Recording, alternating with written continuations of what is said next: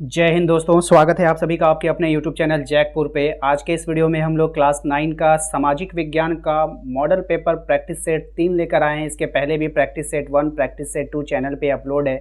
यदि आप लोगों ने नहीं देखा है तो उसको जाकर देख लीजिए प्लेलिस्ट पर। यही प्लेलिस्ट आपको वीडियो के डिस्क्रिप्शन में भी दे दिया गया है और लास्ट में भी आपको प्लेलिस्ट दिखेगा, उस पर क्लिक करके आप देख सकते हो। तो चलिए शुरू करते हैं। यदि आप हमारे चैनल पे पहली बार आए तो सब्सक्राइब करके बेल आइकन को जरूर प्रेस करिए ताकि आने वाली हर एक वीडियो का नोटिफिकेशन आपके मोबाइल पे चला जाए। आप अपने व्हाट्सएप ग्रुप को भी ज्वाइन कर सकते हो दिए गए नंबर से संपर्क करके, या नहीं तो आपको लिंक भी मिल जाएगा डायरेक्ट आपके व्हाट्सएप ग्रुप डिस्क्रिप्शन में। ठीक है, तो चलिए शुरू करते हैं। क्या है हमारा पहला सवाल, देखिए। युद्ध के मोर्चे पर सैनिक के छिपने के लिए खोदे गए गड्ढे को क्या कहते हैं?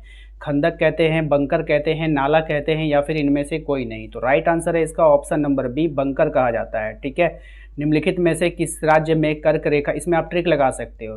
देखो ट्रिक क्या लगेगा, युद्ध के मोर्चे पर सैनिक छिपने के लिए खोदे गए गड्ढे को कहते हैं बंकर। अब मान के चलो गड्ढे में क्यों छिपेगा, तो बम से बचने के लिए। किससे? बम से बचने के लिए। बम और बम, बम बम और बंकर। ठीक है, इस तरह से ट्रिक लगा लेना। निम्नलिखित में से किस राज्य में कर्क रेखा नहीं गुजरती है? राजस्थान, उड़ीसा, छत्तीसगढ़, या फिर इनमें से कोई नहीं। तो राइट आंसर हो जाएगा इसका ऑप्शन नंबर बी। ठीक है, उड़ीसा। यहाँ पर आप ट्रिक से कैसे याद कर सकते हो, मान लो कर्क रेखा गुजर रही है, हर राज्य से होकर गुजर रही है, लेकिन जब उड़ीसा आया ना तो उड़ीसा में उड़ करके निकल गया, वहाँ से गुजरा नहीं। ठीक है, वहाँ से उड़ गया। जो वहाँ से नहीं गुजरा, तो क्यों नहीं गुजरा? क्योंकि वहाँ से उड़ कर पार कर गया। तो उड़ीसा, उड़ना से उड़ीसा याद रहेगा आपको। एक स्थलीय भाग जो 3 ओर समुद्र से घिरा है उसको क्या कहते हैं? तट कहते हैं, प्रायद्वीप कहते हैं, द्वीप कहें, या फिर इनमें से कोई नहीं। तो राइट आंसर हो जाएगा इसका ऑप्शन नंबर बी, प्रायद्वीप। क्या कहते हैं? प्रायद्वीप कहा जाता है। ओके, याद रहेगा सभी को।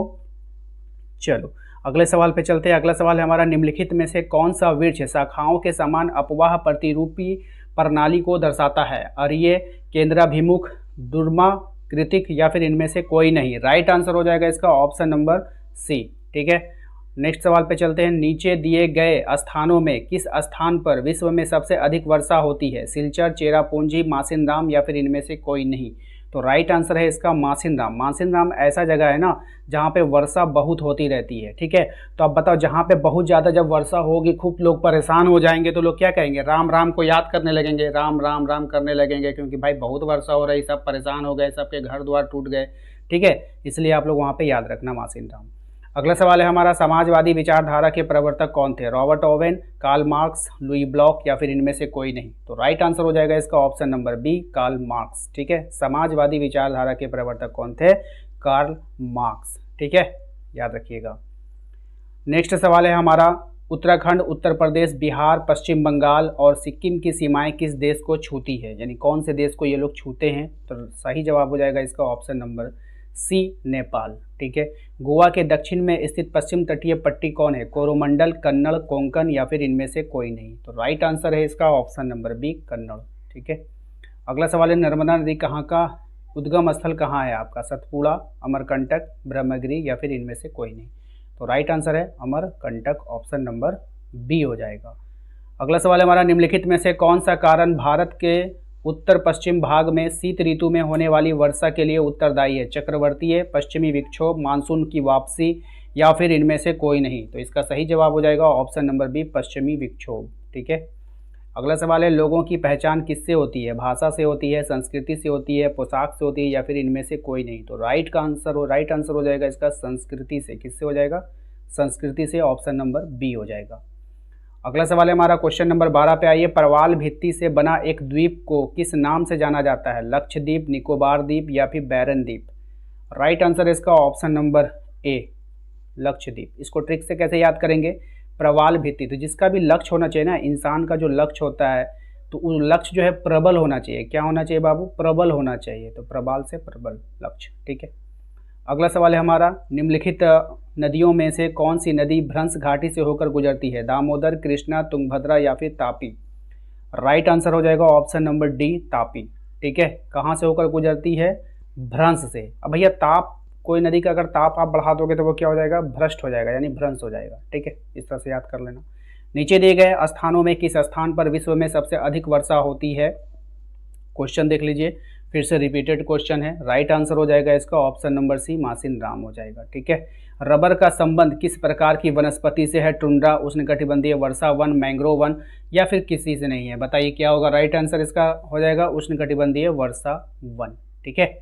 चर्च के विशेष कार्यों को करने वाले व्यक्तियों के समूह को क्या कहते हैं? मजदूर वर्ग, पादरी वर्ग, क्या कहा जाता है? तो राइट आंसर हो जाएगा पादरी। आप लोगों को पता है कि चर्च के जो विशेष कार्य करते हैं उसको क्या बोलते हैं? पादरी कहते हैं। कौन से नहीं नेपाल में हिमालय से निकलती है? कौन नेपाल में हिमालय से नहीं निकलती है ना? नदी होगा यहाँ पे, नहीं है यहाँ पे, नदी है। कौन सी नदी नेपाल में हिमालय से निकलती है? ठीक है। राइट आंसर बताना इसका क्या है? तो कोशी नदी। कौन सी नदी? कोशी नदी। ठीक है। नेक्स्ट आते हैं। कौन सा देश क्षेत्रफल में भारत से बड़ा नहीं है? रूस, ऑस्ट्रेलिया, ब्राज़ील, श्रीलंका। कौन सा देश क्षेत्रफल में भारत से बड़ा नहीं है? यानी भारत से वो बड़ा नहीं होना चाहिए। भैया श्रीलंका तो बहुत छोटा देश है ना, तो वो बड़ा कैसे हो जाएगा? है कि नहीं? Option number D. निम्न हिमाचल एवं शिवालिक के बीच स्थित लंबवत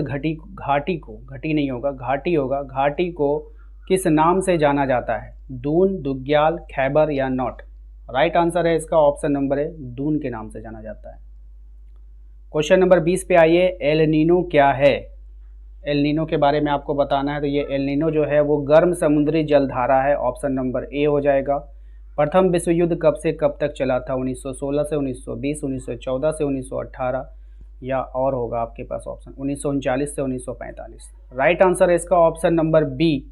अब आपको कमेंट बॉक्स में टाइप करना है कि सेकंड विश्व युद्ध कब हुआ था। ठीक है। कमेंट बॉक्स में सभी टाइप करके बताओ, उसका भी ऑप्शन आपको इसी में आपको दिया गया है।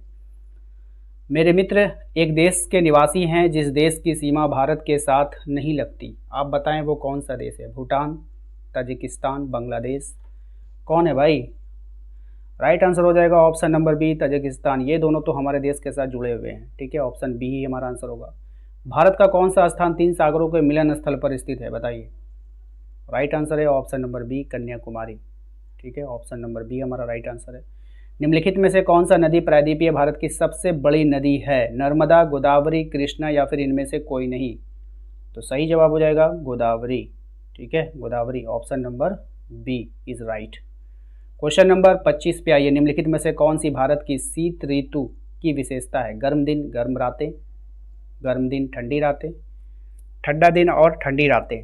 क्या होगा इसका? राइट आंसर आपको बताना है। सही जवाब हो जाएगा आपका ऑप्शन नंबर सी। क्या हो जाएगा? ऑप्शन नंबर सी, ठंडा दिन और ठंडी रातें।